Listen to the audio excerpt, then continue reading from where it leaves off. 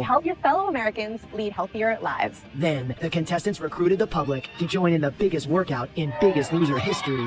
And after a monumental challenge, Rebecca won immunity. Coming up, the Biggest Loser receives a special invitation from the White House. And the contestants get a presidential lesson on healthy eating. Hello and welcome back to the Creation Motivation channel. This is at Lose and Maintain, and I am continuing the podcast series we're doing, talking about weight loss journeys. I am on a weight loss journey, and in this one we're talking about Biggest Loser. It's season 8. This is episode 8, part 2. This is the second part of the Washington, D.C. episode. They call it a freedom episode, independence episode, and basically they're showing the independence for America and how Biggest Loser is a movement and how it is inspiring and trying to push Americans up and moving around. And it was crazy because just the other day I saw a post on social media and someone was writing about Biggest Loser, and they were saying, what did Biggest Loser even get us? Because here we are years later and we're actually bigger than ever. The percentage of the population is bigger than ever. People are eating more fast food than ever. There's all those food delivery services now, and I think that's a big part of it. So I won't get too much into that post, but that just kind of brought me down a little bit because this episode was really very motivating and inspiring, and it really showed that they were trying to push for something and they were trying to do something and help make a change. And here we are years later, and what's changed really? I mean, you know, it does encourage people on their own journeys. I know for me, just watching the show when I'm working out and things like that, it does push me to work out harder and to do more and to get it done. So individually, it's definitely motivating. But as far as making a change across the country, I don't know. But anyways, let's talk about the actual episode. It's the second part. They just had this big challenge and Rebecca won immunity. And the next part of the episode, they go to the White House, which I was expecting them to meet really important people and have another really important meeting, kind of like when they met with the Congress. But no, instead they go to the White House garden. I didn't even know there was a White House garden, just shows how much I know about it. But there's this whole garden, and it's been there for every president and their wife that comes in, and they use it for cooking all the meals, and I guess, and I did not know. So you learn something new every day. But basically the contestants come in and they decided to pick all the vegetables and fruits from the garden that were growing. And their job was just to gather them and take them to the kitchen and cook the vegetables and make a big salad. And the point of this whole exercise, I guess, is to show that you should learn how to prepare your own meals and how to cook for yourself, which is very, very true. It's very important, especially when you want to make a change and lose weight and maintain for life. You've got to change things. You have to make big changes, and that includes cooking for yourself. Guaranteed, for me, especially, for me at least, I cannot maintain a healthy weight for life if I eat fast food every day, or if I eat fast food 3, 4, 5 times a week. It's just not going to happen. Because fast food, let's face it, it's just unhealthy no matter what you do. Even if you get healthy options, healthy side dishes, salads, things like that, it's still got a lot of stuff you don't know. You don't count these calories. You didn't make this stuff yourself. You don't know what oils they're using. You don't know what butter they're using. You don't know anything they're using. They could be tossing a ton of salt in there, and you just don't know. And you don't know the dressings either. You can ask for a healthy dressing, but you don't really know. And I guess that was the purpose of this part of the episode, was to show that it can be easy. You can prepare it yourself, and it can be delicious as well. The only thing though was it really that easy? They had to pick the vegetables, right?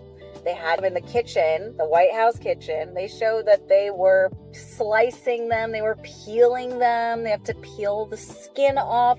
They have to dice them. They have to do all this stuff, wash, prepare. And it definitely takes the convenience out of it, okay? So most people prefer convenience over all of this, right? And the way they were phrasing it was like, oh, this is easy. And you know what? eventually it will be easy because a habit, okay? And I'm not disagreeing with what they were saying at all. I'm saying that for most people, the first time making the changes is going to be hard.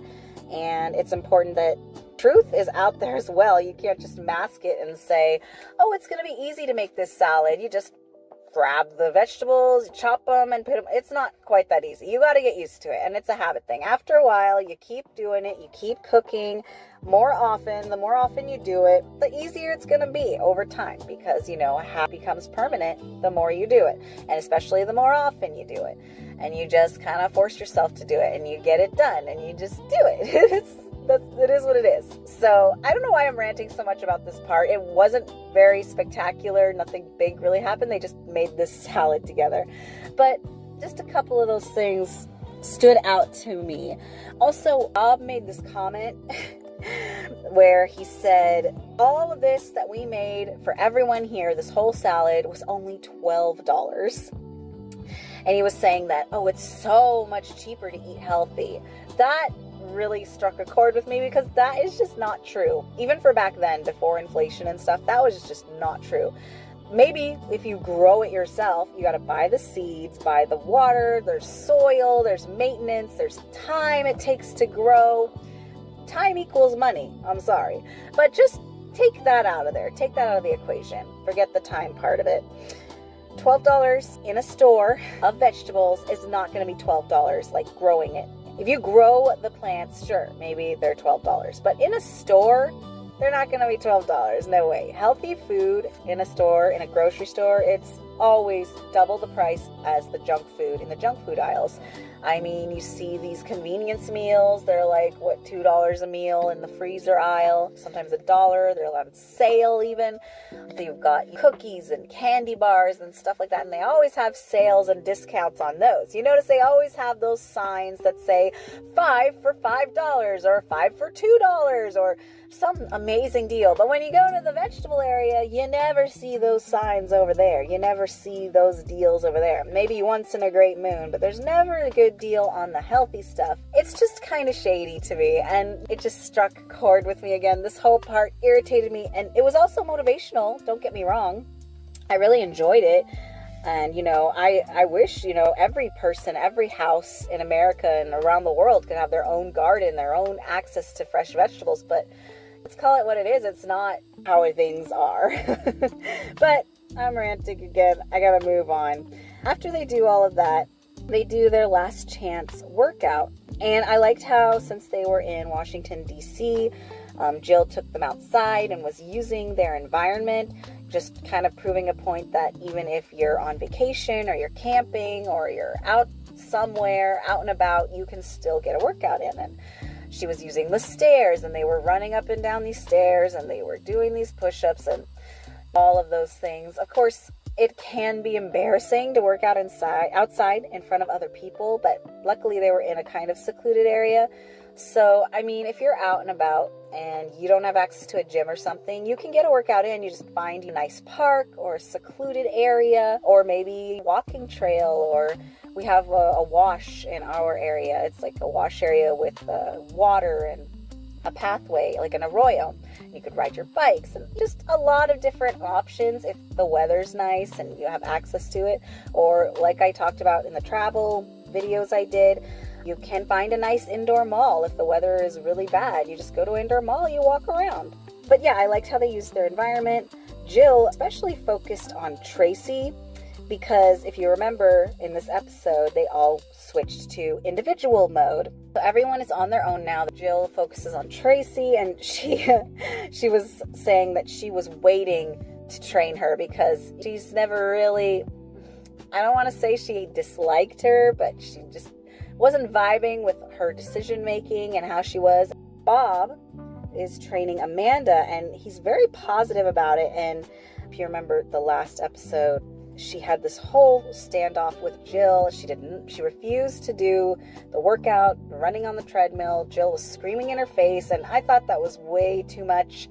And just seeing the difference, it was a big difference. Okay, Bob was much nicer, and she was more positive, a bit more motivating in my opinion. However, it is true that you can't be too soft, right? But it was interesting just to see the difference in dynamic. And after the last chance workout and all of this happens, it's time for the final weigh-in. And this week, since they're in Washington, D.C., it takes place in front of the Lincoln Memorial with the Lincoln statue in the background, total vibes.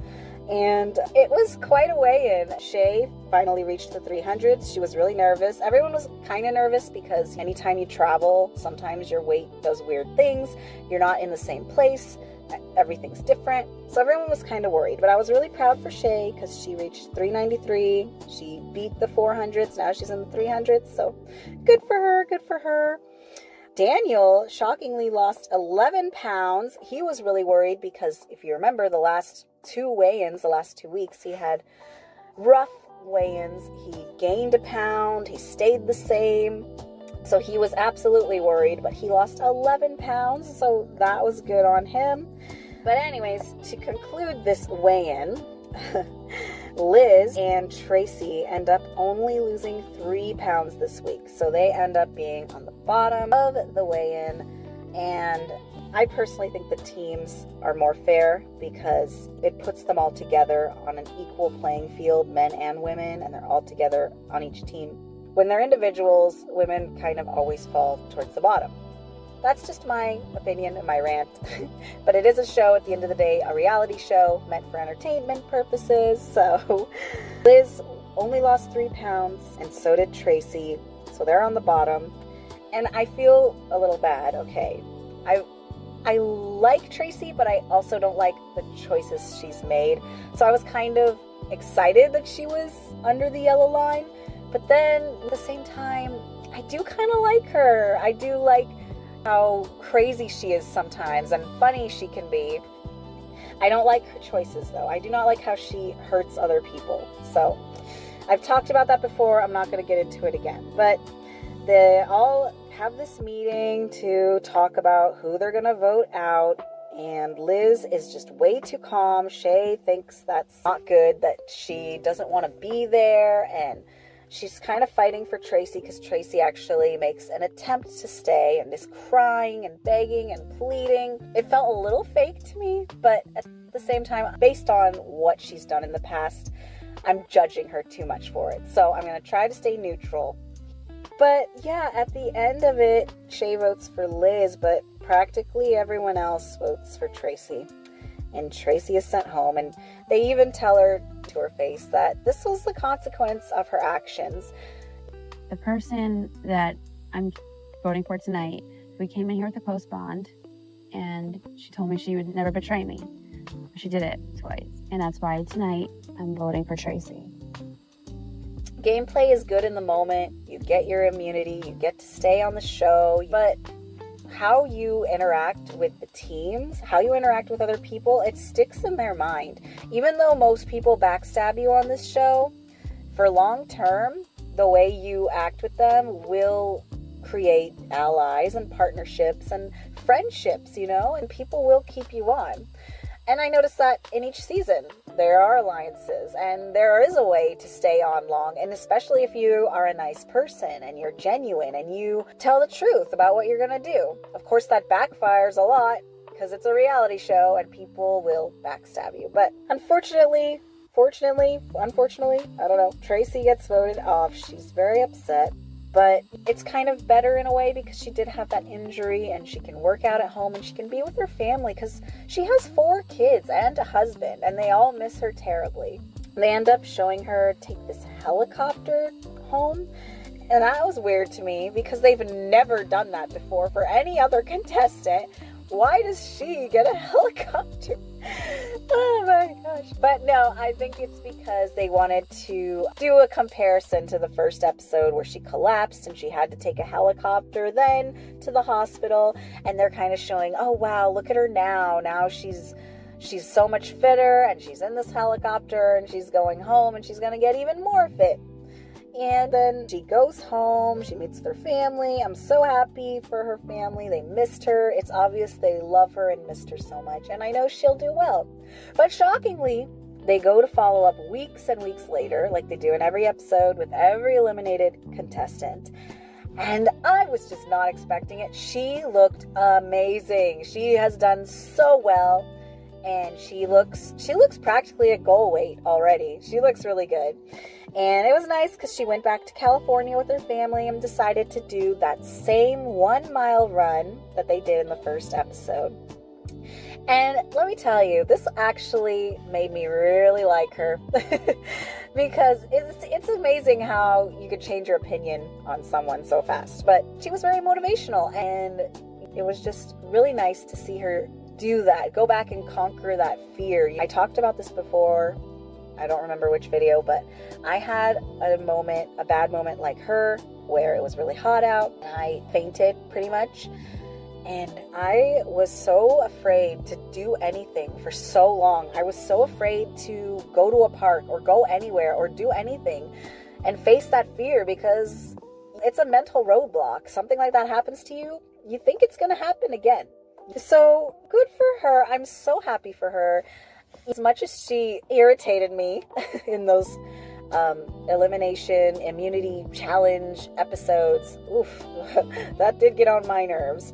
It seemed selfish, and she was so pushy, and she wanted her way or the highway, and no one else's opinions or feelings seemed to matter to her. But in this one, catching up with her, she just seems like a different person. She seems so inspired and motivated, and she's just doing her best, and I'm so glad for her. Can't wait to see her in the finale, which we're getting closer and closer to that finale. And I'm gonna go ahead and wrap this up. We're getting super duper long, but I hope you all are having a great day. I hope you're being motivating to yourselves and to others, and you're doing baby steps and reaching goals each day. Happy goal getting. Do something small. Have a great one. Bye.